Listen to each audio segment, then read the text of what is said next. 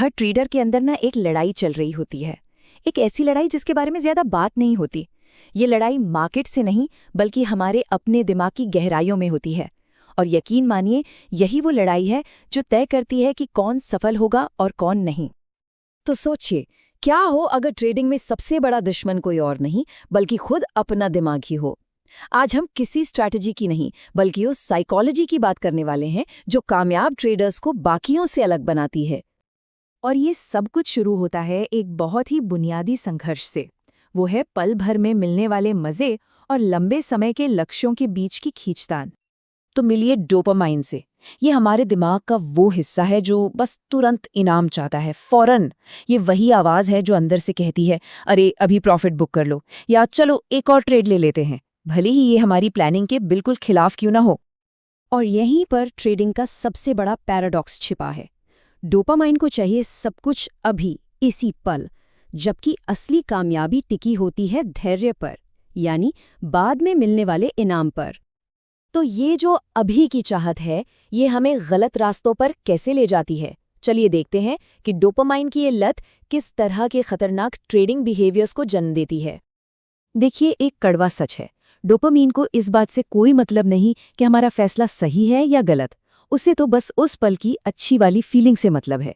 एक खराब ट्रेड भी अच्छा महसूस करा सकता है, और बस यहीं से सारा खेल बिगड़ना शुरू हो जाता है। ये सिर्फ गलतियां नहीं हैं, ये डोपामाइन से चलने वाली आदतें हैं। दिमाग यहाँ लॉजिक नहीं ढूंढ रहा, वो बस उस केमिकल की तलाश में है जो उसे अच्छा महसूस कराए, नतीजा चाहे जो भी हो। तो चलिए अब उन 5 सबसे आम गलतियों को करीब से देखते हैं जो सीधे डोपामाइन की इसी लत से पैदा होती हैं। पहली और शायद सबसे आम गलती है ओवर ट्रेडिंग। अक्सर ट्रेडर खुद से कहता है, मैं तो बस अच्छे मौके ढूंढ रहा हूं। लेकिन डोपामाइन की सच्चाई ये है कि तलाश मौकों की नहीं बल्कि उस एक्साइटमेंट की हो रही है। हर क्लिक के साथ दिमाग को डोपामाइन की एक उम्मीद होती है, और देखते ही देखते ट्रेडिंग स्क्रीन एक स्लॉट मशीन बन जाता है।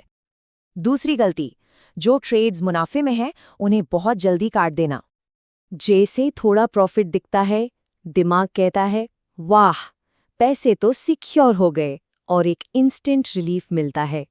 लेकिन असल में उस एक पल की अच्छी फीलिंग के लिए अपनी लॉन्ग टर्म स्ट्रैटेजी को तोड़ दिया गया है। डोपामाइन एक बार फिर जीत गया।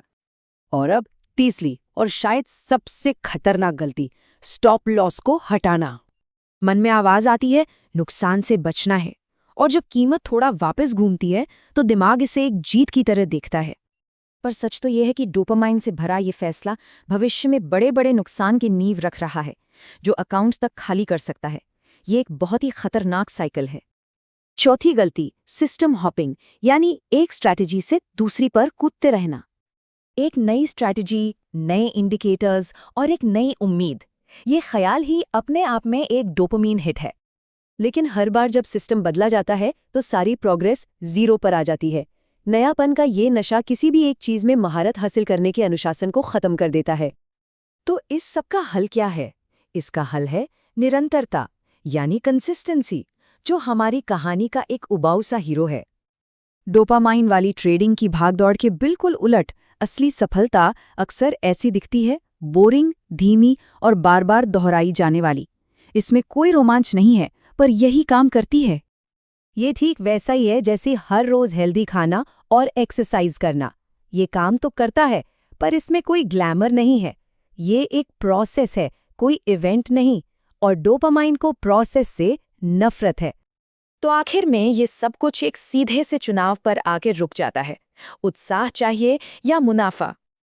और एक बात को समझना होगा, ये समस्या लालच की नहीं है, ये डोपामाइन पर निर्भरता की है। पीछा पैसे का नहीं हो रहा, पीछा उस एहसास का हो रहा है जो पैसा जीतने पर मिलता है।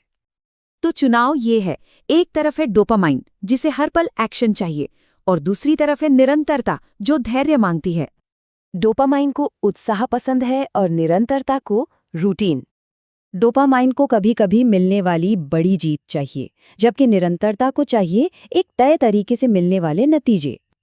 और अंत में यही सबसे बड़ा सच है, सफलता डोपामाइन को खत्म करने में नहीं है, बल्कि उसे काबू में करने में है। जिस दिन एक ट्रेडर रोमांचक भावनाओं के ऊपर उबाऊ अनुशासन को चुनना सीख जाता है, उसी दिन उसकी पूरी ट्रेडिंग की दुनिया बदल जाती है।